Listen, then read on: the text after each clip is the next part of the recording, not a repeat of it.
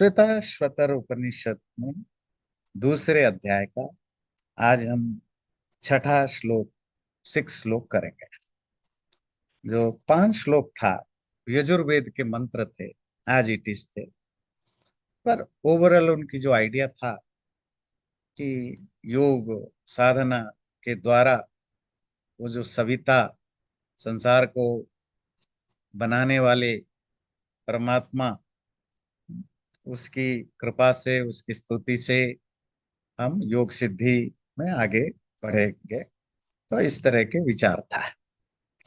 आज देखेंगे उसी योग अर्थात साधना की जो एक डिस्क्रिप्शन है, वर्णन है, उससे ही रिलेटेड आगे भी है। अग्निर्यत्राभिमथ्यते वायुर्यत्राधिरुध्यते सोमो यत्रातिरिच्यते तत्र संजायते मनः। यत्र मतलब जहां, जहां पर अग्नि आग अभिमथ्यते चर्न होता है, मथा जाता है। वायुर्यत्राभिरुध्यते, जहां वायु को, विंड को रोका जाता है। सोमो यत्र अतिरिच्यते, सोम अमृत जहां छलकता है। तत्र संजायते मन, वहीं पर मन को जोड़ना होता है, टिकाना होता है, लगाना होता है। अग्नि यत्र अभिमथ्यते, इससे पहले जो आपने पढ़ा प्रथम अध्याय में कि जैसे आग को मथने पर निकलता है, अरणि को अर्थात लकड़ियों को रगड़ने पर, दही को मथने पर घी निकलता है, मिट्टी को खोदने पर उसमें पानी निकलता है, तिल आदि को स्क्वीज करने पर तेल निकलता है। ये एक आपको आइडिया दिया कि स्पिरिचुअलिटी क्या होती है, परमात्मा को कैसे जाना जा सकता है। तो वो बैकग्राउंड में है। अगर ये एक देह, एक बॉडी को मेटाफोरिकली उसके साथ कंपेयर करे, तो जहां अग्नि शरीर की जो एनर्जी है उसको अगर हम जगाया जाए मत मत करके, स्पिरिचुअल फायर, और जहां वायु अधिरुध्यते, जहां पर शरीर की जो वायु है, प्राण वाइटलिटी, जहां प्राण वायु को रोका जाए प्राणायाम के द्वारा, सोमो यत्रातिरिच्यते, और जहां सोम आनंद छलकता है, अतिरिच्यते मतलब घड़े में जितना है उससे बाहर निकल जाता है, वहीं पर मन लगता है या लगाना चाहिए। तो बाकी तो ठीक है। अग्नि जो स्पिरिचुअल आग है, संकल्प शक्ति है, आदि आदि, उसी संकल्प शक्ति को ही आग के रूप में कहा जाता है। बहुत सारे उपनिषदों में संकल्प को, जो हमारी प्रतिज्ञा है, कमिटमेंट है, वाव है, उसको अग्नि कहा गया। क्योंकि जब आप यज्ञ करते हैं, सबसे पहला काम क्या होता है? अग्नि को जलाना, आग को जलाना। तो जब आप स्पिरिचुअलिटी के रास्ते पर चलेंगे तो सबसे पहला काम क्या है? संकल्प करना, डिटर्मिनेशन कि मुझे इस रास्ते पर चलना है। जब आपने उस आग को जलाया, ये मेटाफोरिकली, और उसमें आप क्या करते हैं? प्राणायाम से प्राणों को रोकते हैं। जब आप ये पूरी स्पिरिचुअल प्रोसेस करते हैं तो क्या होता है? आप ग्रेजुअली, जो कि आप इसी पढ़ेंगे आगे, आनंद को फील करते जाते हैं स्टेज बाय स्टेज। वो परमानंद तो लास्ट में, पर ये पूरी प्रोसेस में भी वो एंजॉय करते हैं। पूरा प्रोसेस भी एंजॉय आप धीरे धीरे करने लगते हैं। थोड़ी देर के बाद आप एंजॉय करते हैं। जो सोम शब्द है, ये वैदिक शब्द है। तो जो मिडिएवल एज के कमेंटेटर है या वेस्टर्न कमेंटेटर है, उन्होंने तो लिख दिया कि ये सोमरस आज के डेट में हर कोई एजुकेटेड हिंदू जो शराब पीता है वो सोमरस का नाम लेता है कि भाई मजाक में, जी सोमरस पी लो, आचार्य जी थोड़ा सोमपान हो जाए,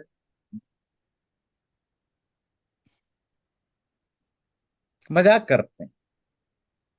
क्योंकि दुनिया में सबसे ज्यादा सेल्फ क्रिटिसाइजिंग, सेल्फ डिस्कॉस्टिंग लोग हिंदू कम्युनिटी होती है, जो अपनी चीजों को नफरत करता है, अपनी चीजों का मजाक उड़ाता है, अपनी चीजों को नहीं समझता।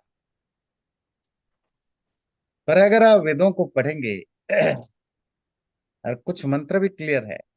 अभी तो मेरे पास वो मैंने इस पर एक रिसर्च पेपर भी लिखा था, एडिक्शन, शराब, सोम आदि पर।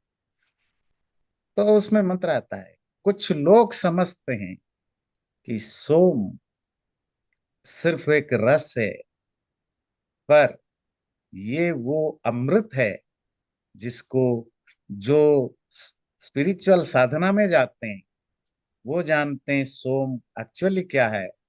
वो तो वो अमृत है जो आत्मज्ञान के बाद आपको मिलता है। तो सोम या उसका एक मटेरियल यूज भी होता है जो सोम याग है। उसमें एक पर्टिकुलर प्लांट है जो मोस्टली हिमालयन पहाड़ों में मिलता है।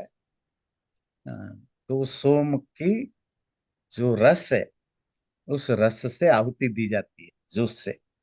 तो रस से तो आहुति देना मुश्किल है क्योंकि वो लिक्विड होगा, पानी होगा, और पानी से आहुति देना वो जलेगा कैसे।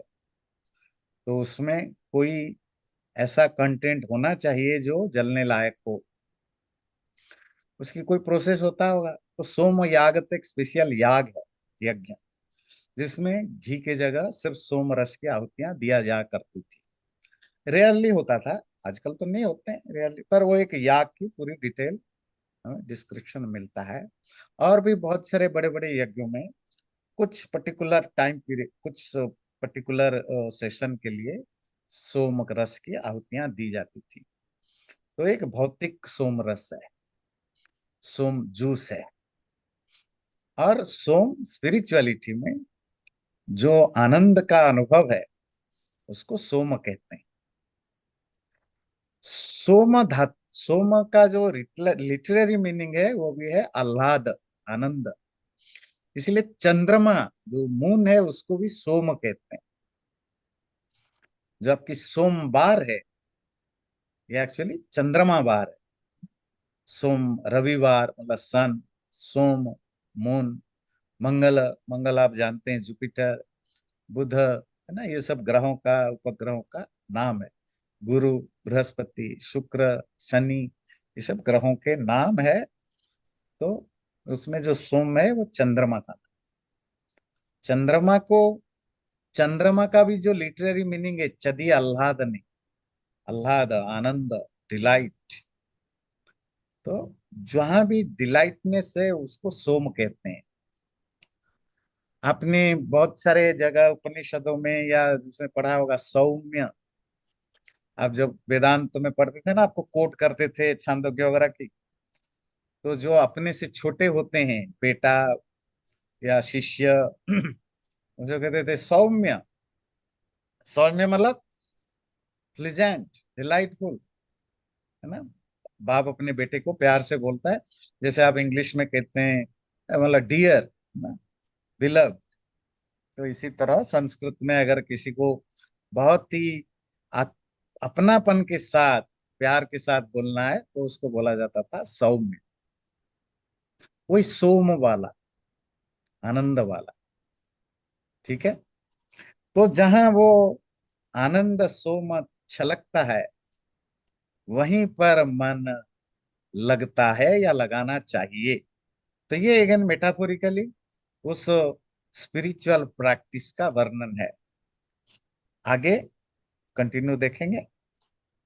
सवित्रा प्रसवेन जुषेत ब्रह्म पूर्व्यम यत्र योनिम कृणवसे नहि ते ऊर्तमक्षिपत्।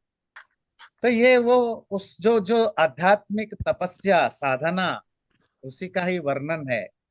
और जहां कंटिन्यूएशन है, जहां योनिम कृणवसे, जिस स्टेट पर जाकर जो योनि है, हमारी एग्जिस्टेंस की जो ओरिजिन, अर्थात वो मैटेरियल वर्ल्ड है, प्रकृति, सत्वरज तम, यही योनि है। जब आप उसको जिस जिस स्टेट में उसको नष्ट कर दिया जाता है, ते पूर्तम अक्षिपत, और जहां पर तुम्हारे पूर्त जो पुराने कर्म संस्कार है, उनको नष्ट कर दिया जाता है। सवित्रा प्रसवेन, सविता उस संसार को बनाने वाले और प्रेरणा करने वाले परमात्मा की प्रसव से, प्रेरणा से, इंस्पिरेशन से, पूर्व्यम ब्रह्म जुषेता, उस पुराने ब्रह्म को भोगे, भोग सकते हो या भोगो। अपनी संकल्प रूपक अग्नि को जलाया गया, जगाया गया, प्राणवायु को रोका गया, वो अनु आत्मानुभव के, आत्मा अनुभव मतलब रियलाइजेशन ऑफ सेल्फ की आनंद को, आनंद छलका, वहीं पर मन लगाया। और वहां जब आपने मन लगाकर अचीव किया, तो वहां क्या हुआ, आपकी जो जो ओरिजिन है, जहां से ये शरीर बना है, मैटेरियल वर्ल्ड, वो कृणवसे नष्ट हो गया, नष्ट हो जाता है। नहीं ते पूर्तम अक्षिपत, और जहां तुम्हारे पूर्त, तुम्हारे पुराने कर्म संस्कार जो भरते रहते हैं, तुम्हें फेंकते नहीं है, कहा, नीचे जोनी में, नीचे नर, अर्थात पुराना कर्म संस्कार नष्ट हो जाता है। तब प्रसवेन, सवित्रा प्रसवेन, परमात्मा की कृपा से, पूर्व्यम ब्रह्म जुषेत, उस पुराने ब्रह्म को भोगो। पूर्व्यम ब्रह्म पहले हमने चर्चा की थी पिछले श्लोक, उपनिषद के मंत्रों में। परमात्मा के लिए एक शब्द क्या दिया, पूर्व्य ब्रह्म, पुराने ब्रह्म।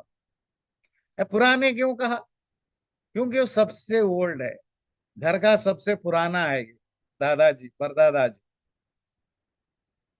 जब कोई नहीं था, पुराना किसको कहेंगे, जो सबसे पहले, हमारे घर में सबसे पहले यही आए, बाद में दादा दादी आए, पापा मामा आए, भाई, बड़े भाई बड़ी बहन वगैरह आए, चाचा चाची जो भी आए, ये हमारे घर के सबसे पुराने व्यक्ति।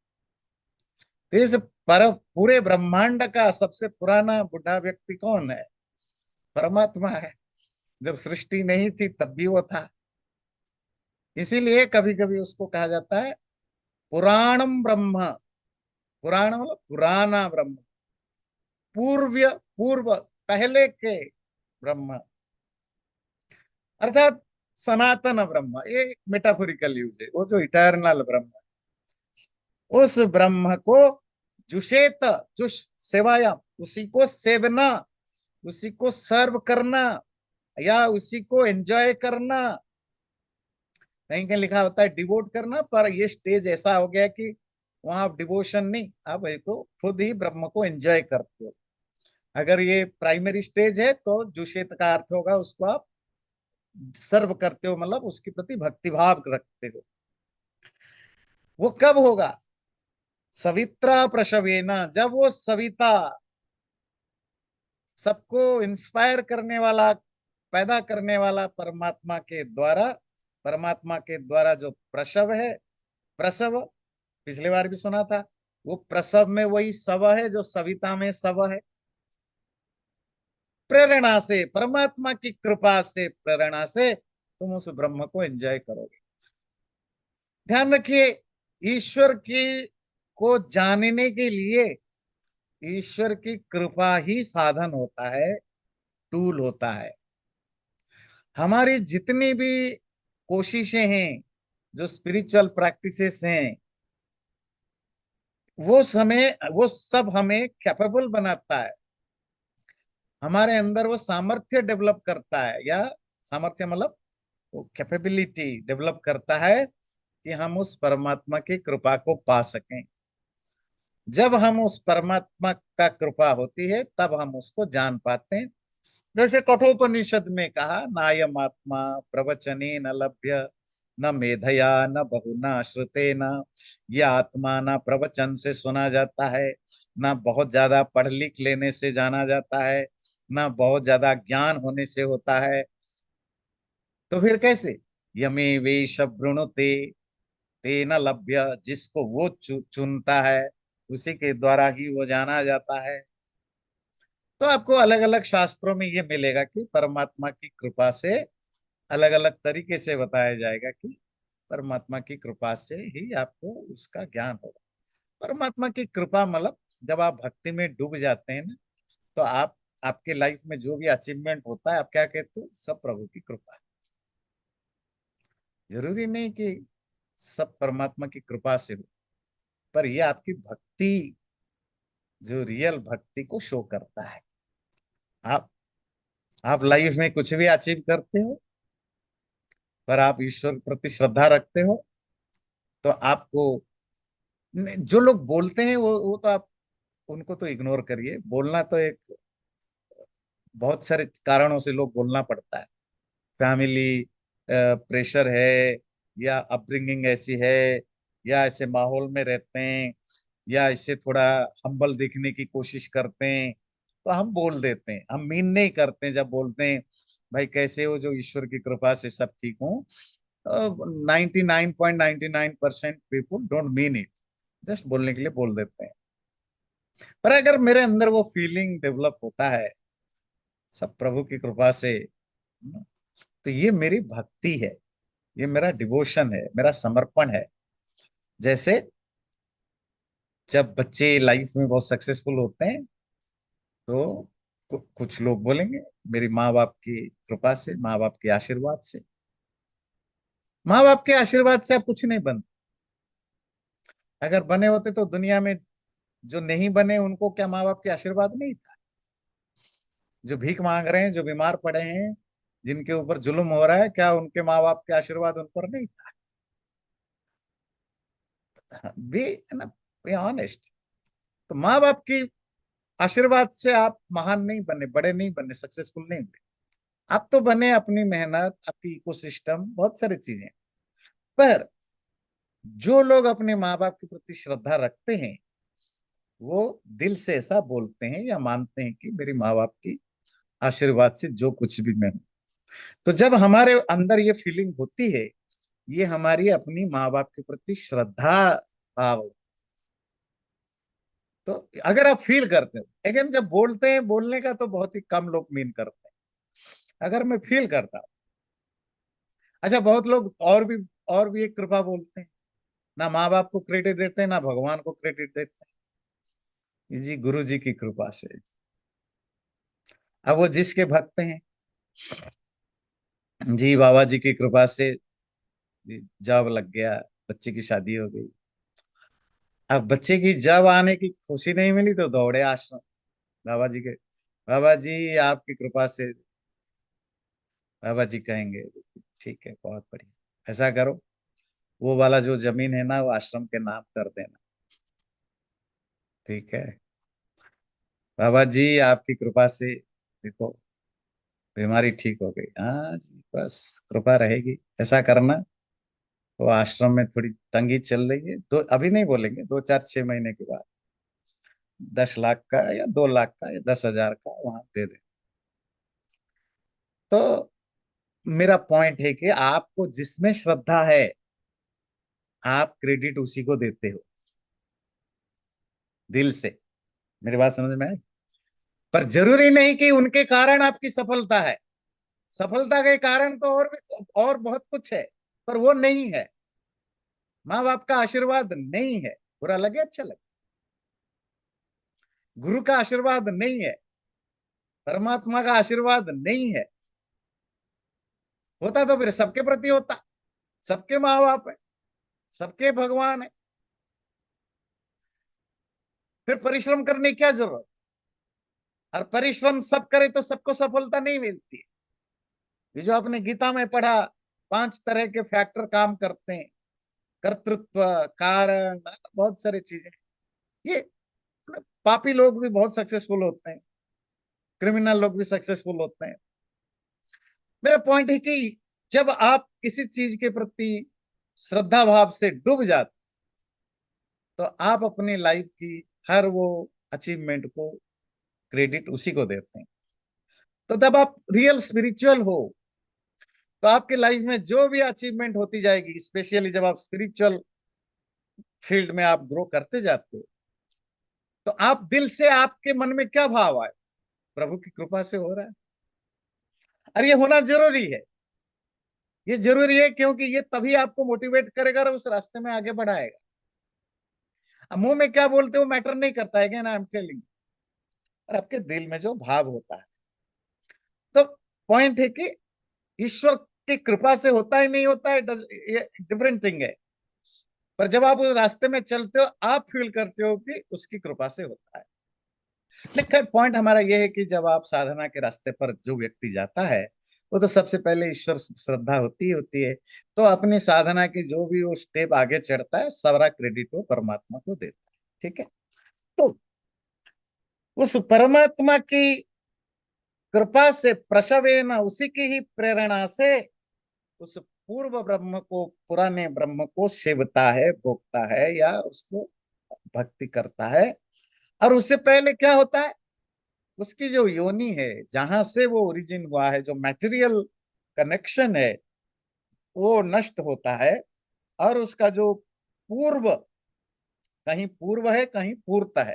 पूर्व मतलब जो पहले के उसके जो कर्म है, कर्म संस्कार, कर्म तो काम नहीं करते, कर्मों का जो संस्कार है, जो जो मेंटल इम्प्रिंट से पहले का, अब वो उसको नीचे नहीं फेंकते। नीचे फेंकना मतलब नरक में, खराब जगह पर नहीं लेते, क्योंकि वो धीरे धीरे डिसफंक्शनल होते जाते हैं।